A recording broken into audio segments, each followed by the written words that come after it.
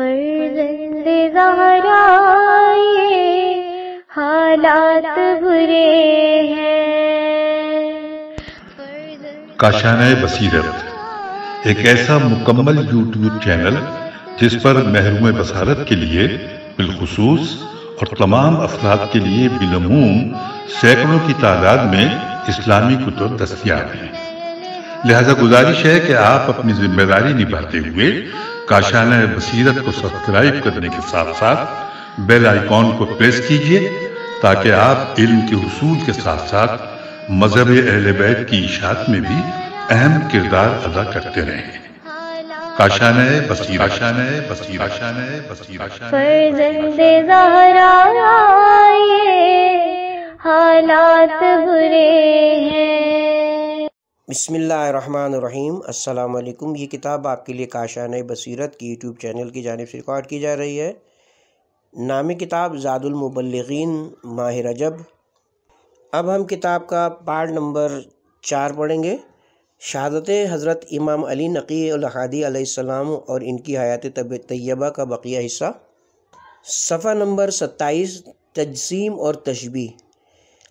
بعض فرقے آج بھی خدا کے لیے جسم اور شبیہ کے قائل تھے اور بعض آج بھی ایسے ہیں۔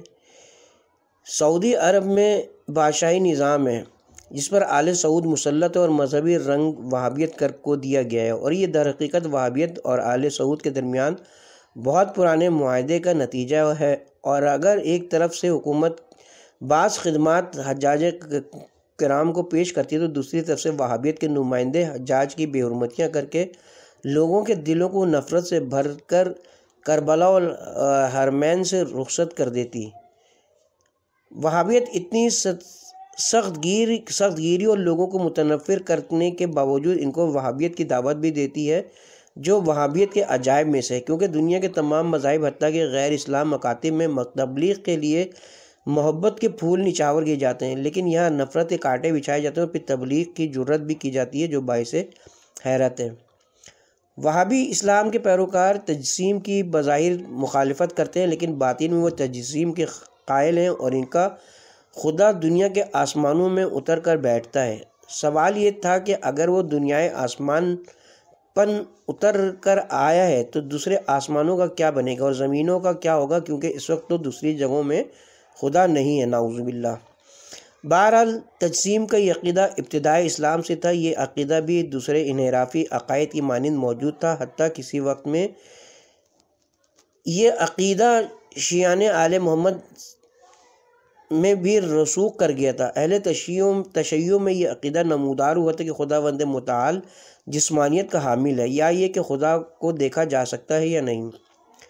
ظاہر ہے کہ شیعہ عقائد مدینۃ العلم رسول اللہ اور باب مدینۃ العلم امیر المومنین اور ان کے فرزندوں کے شفاف علمی سرچشمے سے منسلک ہونے کے باعث ہمیشہ انحرافات سے دور رہتے تھے اور ہمیشہ اسلام اور پیروان اہل بیت علیہ السلام کے لیے باعث فخر و اعتزاز تھے، لیکن کبھی بعض عوامل کی بنا پر جن کا جائزہ لینے کے لیے ایک مستقل اور مفصل تحقیق کی ضرورت ہے، بعض عقائد نے پیروان آل محمد میں بھی رسوخ کیا ہے جو تشیع کے اوپر تہمت و بہتان کی بنیاد بن گئے ہیں، حالانکہ ان کا تشیع سے کوئی تعلق نہیں ہے اور وہ دوسرے مکاتب کے تشیع میں نہیں بلکہ تشیع کے بعض پیروکاروں میں درآمد ہوئے ہیں۔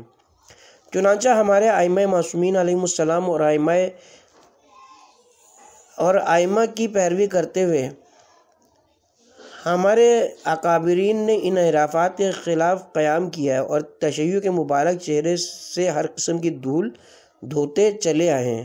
یہ سطحی اور درآمد شدہ انحرافات ہی اس بات کا سبب بنے کہ ہمارے علماء بیٹھ کر اس سلسلے میں عظیم علمی کاوشیں خلق کریں۔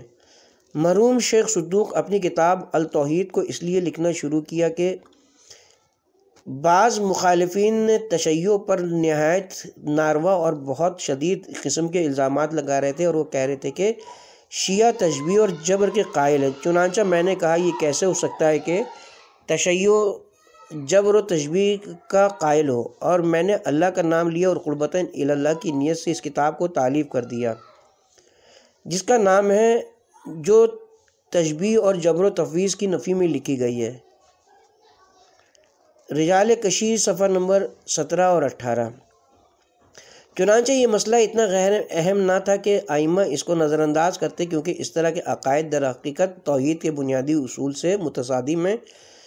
صقر بن ابی دلف امام ہادی علیہ السلام سے توحید کے بارے میں سوال پوچھتے ہیں اور امام ہادی علیہ السلام اس کا جواب دیتے ہیں کہ جو شخص گمان کرے کہ خداوند متعال جسم ہے، اس کا ہم سے کوئی تعلق نہیں ہے اور ہم دنیا اور آخرت میں ان سے بیزار ہیں۔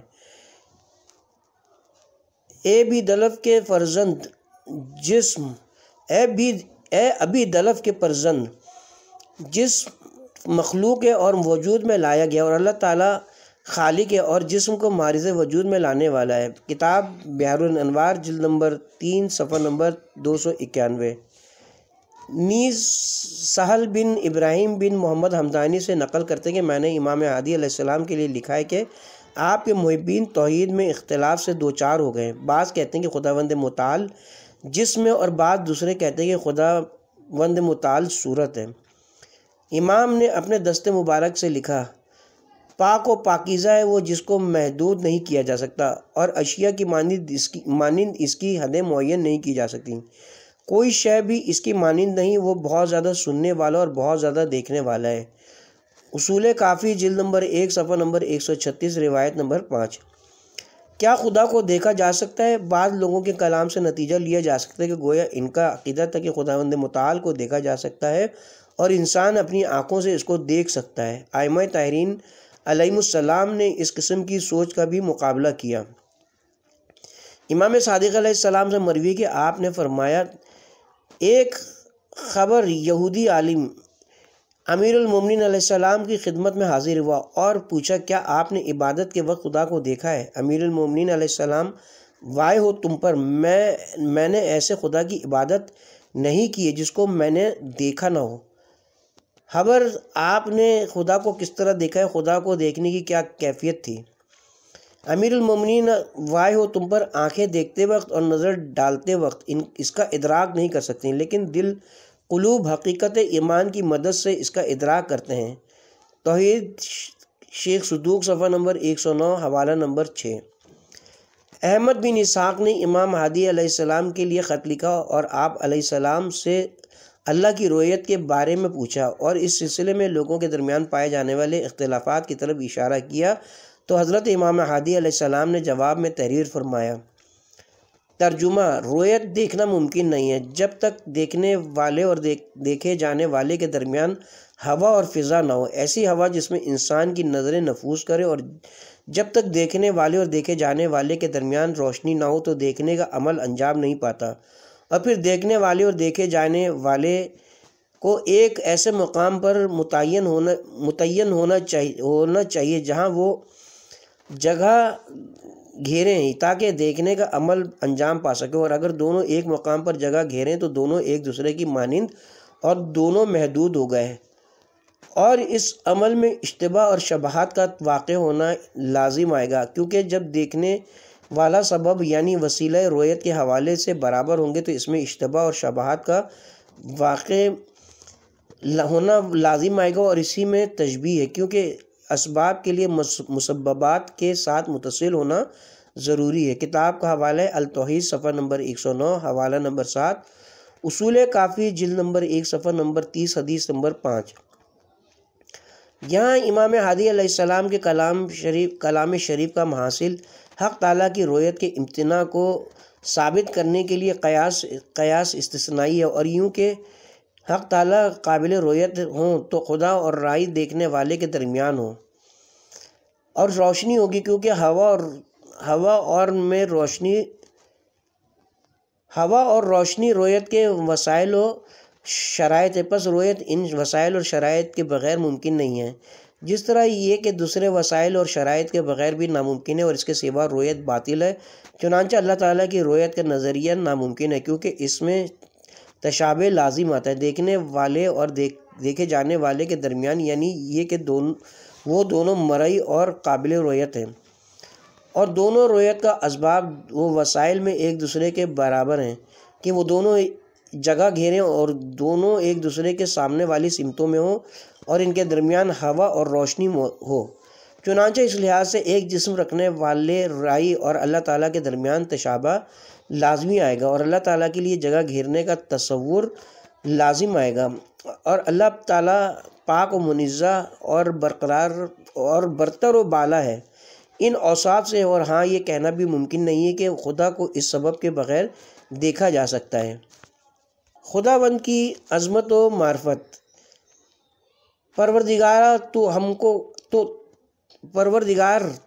تو توہم کا شکار لوگوں کے گمان بھٹک گئے ہیں، اور دیکھنے والوں کی نظروں کا عروج تیرے اوصاف تک نہیں پہنچ سکتا ہے، اور توصیف کرنے والوں کی زبان عاجز ہے، اور مبتلین حق کو باطل کرنے کے لیے کوشش لوگوں کے دعوے نیست و نابود ہو گئے، کیونکہ تیرا جاو جلال اور تیری شان و شوکت اس سے کہیں بالا تر ہے کہ انسانی عقل اس کا تصور کر سکے۔ کتاب کا حوالہ التوحید صفحہ نمبر 66، حوالہ نمبر 19۔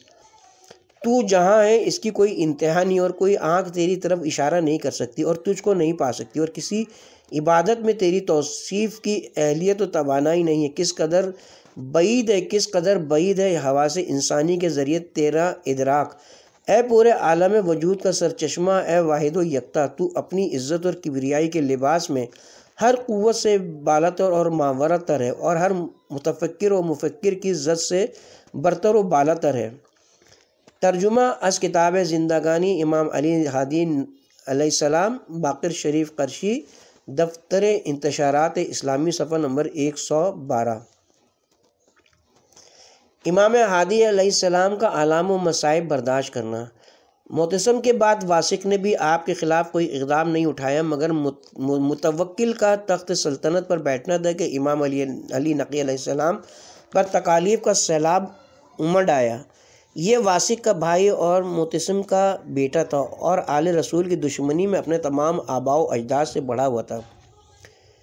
اس 16 برس میں جب امام علی نقی علیہ السلام منصب امامت پر فائز ہوئے تھے، آپ کی شہرت تمام مملکت میں پھیل چکی تھی، اور تعلیمات اہل بیت علیہ السلام کے پروانے اس شمع ہدایت کے برابر چکر لگا رہے تھے۔ ابھی متوکل کی سلطنت کو 4 برس ہی ہوئے تھے کہ مدینہ کے حاکم عبداللہ بن حاکم نے امام سے مخالفت کا آغاز کیا۔ پہلے تو خود حضرت کو مختلف طرح کی تکلیفیں پہنچائیں، پھر متوکل کو آپ کے متعلق اسی طرح کی باتیں لکھیں جیسی سابق سلاطین کے پاس آپ کے بزرگوں کی نسبت ان کے دشمنوں کی طرف سے پہنچائی جاتی تھی۔ مثلاً یہ کہ حضرت اپنے گرد و پیش اسباب سلطنت جمع کر رہے ہیں، آپ کے ماننے والے اتنی تعداد میں بڑھ گئے کہ آپ جب چاہیں حکومت کے مقابلے کے لیے کھڑے ہو سکتے ہیں۔ حضرت کو اس وقت تحریر کی بروقت اطلاع ہو گئی، اور آپ نے اہتمام حجت کے طور پر اسی کے ساتھ متوکل کے پاس اپنی جانب سے خط تحریر فرما دیا، جس میں حاکم مدینہ کی اپنے ساتھ ذاتی مخالفت کا تذکرہ اور اس کی غلط بیانیوں کا اظہار فرمایا تھا۔ متوکل نے از راہ سیاست امام علی نقی علیہ السلام کے خط کو وقت دیتے ہوئے مدینہ کے اس حاکم کو معزول کر دیا، مگر ایک فوجی رسالے کو یحییٰ بن ہرشمہ کی قیادت میں بھیج کر حضرت سے بظاہر دوستانہ انداز میں بااصرار یہ خواہش کی کہ آپ مدینے سے دارالسلطنت سامرا تشریف لا کر کچھ دن قیام فرمائیں اور پھر واپس مدینہ تشریف لے جائیں۔ امام علیہ السلام اس التجا کی حقیقت سے خوب واقف تھے اور جانتے تھے یہ نیاز مندانہ دعوت تشریف آوری حقیقت میں جلا وطنی کا حکم ہے، مگر انکار سے کوئی حاصل نہ تھا، جبکہ انکار کے بعد اسی طلبی کے انداز کا دوسری شکل اختیار کر لینا یقینی تھا، اور اس کے بعد روانگی ناگزیر تھی۔ بے شک مدینہ سے ہمیشہ کے لیے جدا ہونا آپ کے قلب کے لیے ویسے ہی تکلیف دہ صدمہ تھا جیسے اس سے پہلے حضرت امام حسین علیہ السلام، امام موسیٰ کاظم علیہ السلام، امام رضا علیہ السلام اور امام محمد تقی علیہ السلام آپ کے مقدس اور بلند مرتبہ اجداد برداشت کر چکے تھے۔ وہ اب آپ کے لیے ایک میراث بن چکا تھا۔ پھر بھی دیکھنے والے بیان کرتے ہیں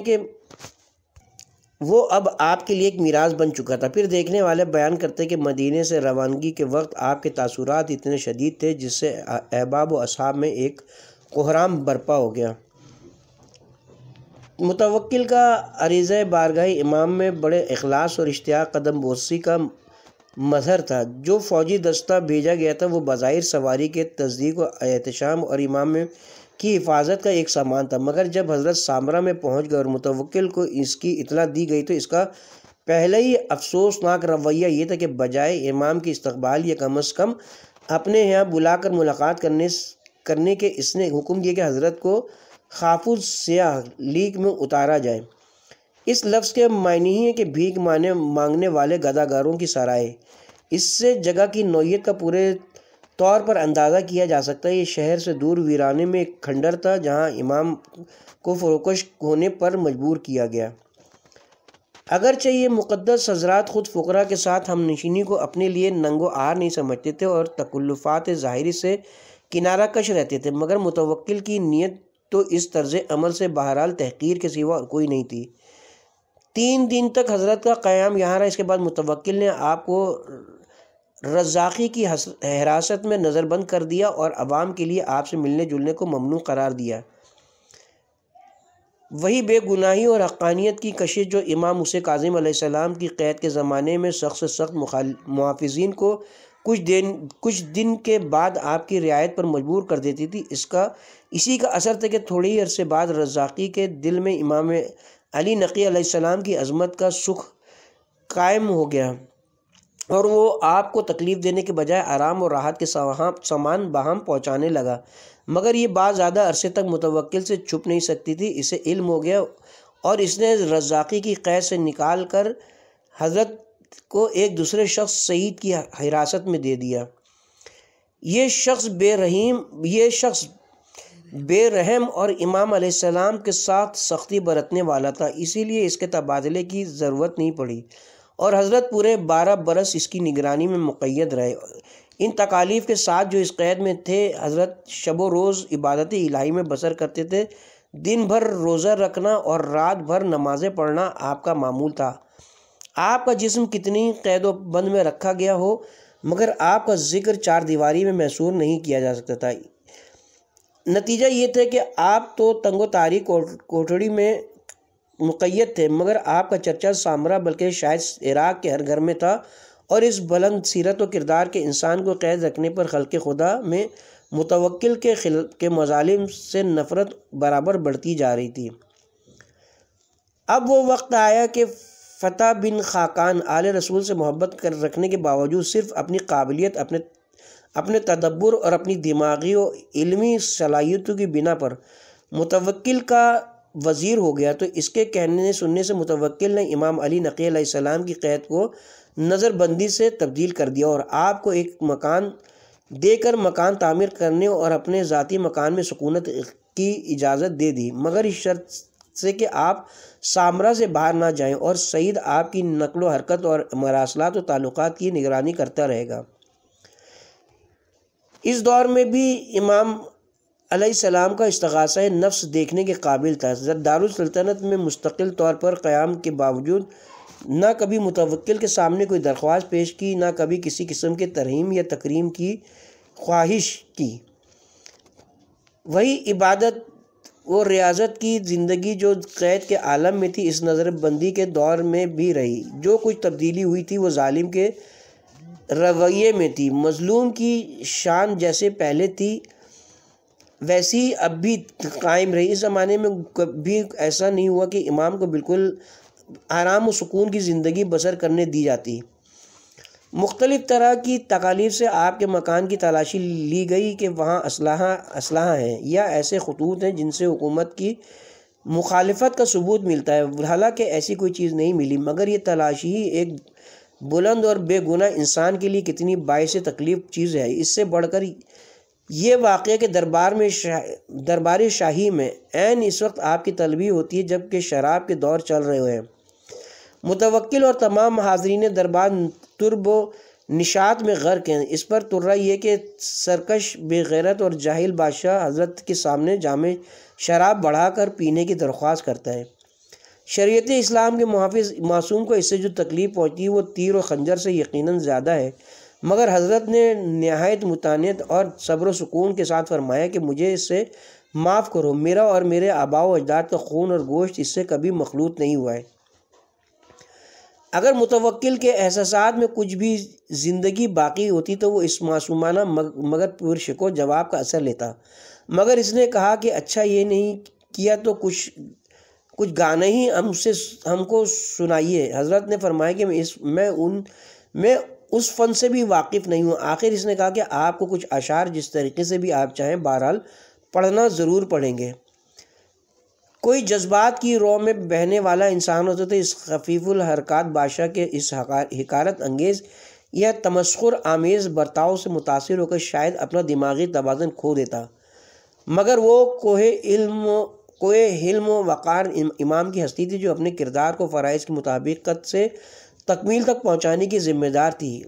منحیات کے دائرے سے نکل کر جب فرمائش اشعار سنانے تک پہنچی تو امام نے موعظہ و تبلیغ کے لیے اس موقع کو غنیمت سمجھ کر اپنے دل سے نکلی وپور صداقت آواز سے ایسے اشعار پڑھنا شروع کیے کہ جنہوں نے محفل طرب میں مجلس واعظ کی شکل پیدا کر دی۔ اشعار کچھ ایسے حقیقی تاثرات کے ساتھ امام علیہ السلام کی زبان سے ادا ہوئے تھے کہ متوکل کے عیش و نشاط کی بساط الٹ گئی، شراب کے پیالے ہاتھوں سے چھوٹ گئے اور تمام مجمع زار و قطار رونے لگا، یہاں تک کہ خود متوکل دھاڑے مار مار کر بے اختیار رو رہا تھا۔ جو ہی یہ گریہ و زاری اور رونا موقوف ہوا، اس نے امام کو رخصت کر دیا اور آپ اپنے مکان پر تشریف لے گئے۔ ایک اور نہایت شدید روحانی تکلیف جو امام علیہ السلام کو اس دور میں پہنچی وہ متوکل کے احکام تشدد تھے جو نجف اور کربلا کے زائرین کے خلاف اس نے جاری کیے۔ اس نے یہ حکم تمام قلمرو حکومت میں جاری کر دیا کہ کوئی شخص جناب امیر علیہ السلام اور امام حسین علیہ السلام کے روضوں کی زیارت کو نہ جائے۔ جو بھی اس حکم کی مخالفت کرے گا اس کا خون حلال سمجھا جائے گا۔ اتنا ہی نہیں بلکہ اس نے حکم دیا کہ نجف اور کربلا کی عمارتیں بالکل گرا کر زمین کے برابر کر دی جائیں، تمام مقبرے کھود ڈالے جائیں اور قبر امام حسین علیہ السلام کے گرد و پیش کی تمام زمین پر کھیت بو دی جائے۔ یہ ناممکن تھا کہ زیارت کے امتناعی احکام پر اہل بیت رسول کے جانثار آسانی کے ساتھ عمل کرنے کے لیے تیار ہو جاتے ہیں۔ نتیجہ یہ ہوا کہ اس سلسلے میں ہزاروں بے گناہوں کی لاشیں خاک و خون میں تڑپتی ہوئی نظر آئیں۔ کیا اس میں شک ہے کہ ان میں سے ہر ایک کا صدمہ امام علیہ السلام کے دل پر اتنا ہی ہوا تھا جتنا کسی ایک عزیز کے بے گناہ قتل کیے جانے کا حضرت علیہ السلام کو ہو سکتا تھا۔ پھر آپ تشدد کے ایک ایسے ماحول میں قید کر کے رکھے گئے تھے کہ آپ وقتی مناسبت کے لحاظ سے ان لوگوں تک کچھ مخصوص ہدایات بھی نہیں پہنچا سکتے تھے جو ان کے لیے صحیح فرائض شرعیہ کے ذیل میں اس وقت ضروری ہوں۔ یہ اندوناک صورتحال ایک دو برس نہیں بلکہ متوکل کی زندگی کے آخری وقت تک برابر قائم رہی۔ علاوہ ازیں متوکل کے دربار میں حضرت امیر المومنین علیہ السلام کی نقلیں کی جاتی تھیں اور ان پر خود متوکل اور تمام دربار میں زور زور سے ہنستے تھے اور مذاق اڑاتے تھے۔ یہ ایسا اہانت آمیز منظر تھا کہ ایک مرتبہ خود متوکل کے بیٹے سے رہا نہ گیا۔ اس نے متوکل سے کہا کہ خیر آپ اپنی زبان سے حضرت علی علیہ السلام کے بارے میں کچھ الفاظ استعمال کریں، مگر جب آپ اپنے کو ان کا عزیز قرار دیتے تو ان کمبختوں کی زبان سے حضرت علی علیہ السلام کے خلاف ایسی باتوں کو کیوں کر گوارا کرتے ہیں؟ اس پر بجائے کچھ اثر لینے کے متوکل نے اپنے بیٹے کا فحش آمیز اور تمسخر کیا اور 2 شعر نظم کر کے گانے والوں کو دیے جس میں خود اس کے فرزند کے لیے مادرانہ گالی موجود تھی۔ گویے ان شعروں کو گاتے تھے اور متوکل قہقہے لگاتا تھا۔ اسی دور کا ایک واقعہ بھی کچھ کم قابل افسوس نہیں ہے۔ ابن السکیت بغدادی علم نحو و لغت کے امام مانے جاتے تھے اور متوکل نے اپنے 2 بیٹوں کی تعلیم کے لیے انہیں مقرر کیا تھا۔ ایک دن متوکل نے ان سے پوچھا کہ تمہیں میرے ان دونوں بیٹوں سے زیادہ محبت ہے یا حسن و حسین سے؟ ابن السکیت محبت اہل بیت رکھتے تھے۔ اس سوال کو سن کر بےتاب ہو گئے اور انہوں نے متوکل کی آنکھوں میں آنکھیں ڈال کر بے دھڑک کہہ دیے کہ حسن و حسین کا کیا ذکر، مجھے تو علی کے غلام قمبر کے ساتھ ان دونوں سے کہیں زیادہ محبت ہے۔ اس جواب کا سننا تھا کہ متوکل غصے سے بے خود ہو گیا اور حکم دیا کہ ابن السکیت کی زبان گدی سے کھینچ لی جائے۔ یہی ہوا اور اس طرح یہ آل رسول کے فدائی درجہ شہادت پر فائز ہوئے۔ ان واقعات کا براہ راست جسمانی طور پر حضرت امام علی نقی علیہ السلام سے تو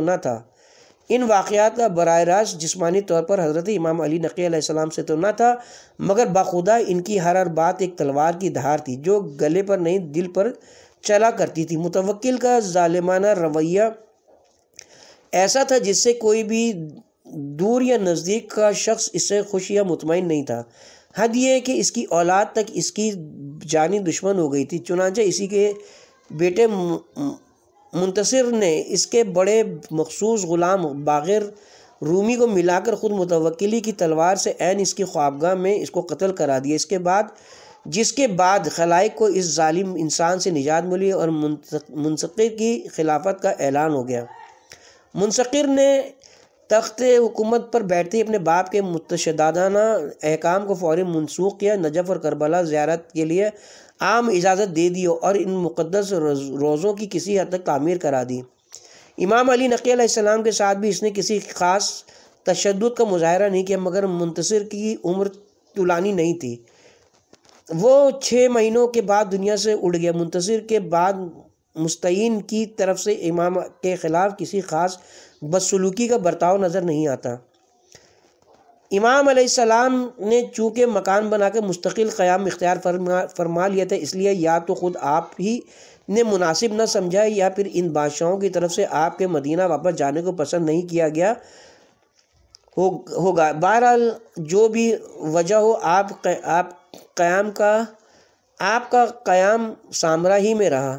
اتنے عرصے تک حکومت کی طرف سے مزاحمت نہ ہونے کی وجہ سے علوم اہل بیت علیہ السلام کے طلبگار ذرا اطمینان کے ساتھ کثیر تعداد میں آپ سے استفادے کے لیے جمع ہونے لگے، جس کی وجہ سے مستعین کے بعد معتز کو پھر آپ سے پرخاش پیدا ہوئی اور اس نے آپ کی زندگی کا خاتمہ کر دیا۔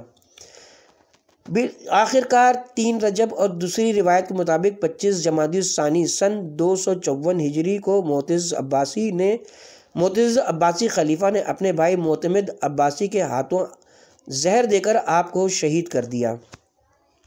اس کے ساتھ ہی کتاب میں شہادت حضرت امام علی نقی علیہ السلام شہادت حضرت امام علی نقی الہادی علیہ السلام اور ان کی حیات طیبہ کا ذکر اپنے اختتام کو پہنچا، اور ساتھ ہی یہاں پر ہم کتاب کے پارٹ نمبر 4 کا بھی اختتام کرتے ہیں۔ کتاب کے پارٹ نمبر 5 کا آغاز ہم امام محمد تقی جواد علیہ السلام کی ولادت سے کریں گے۔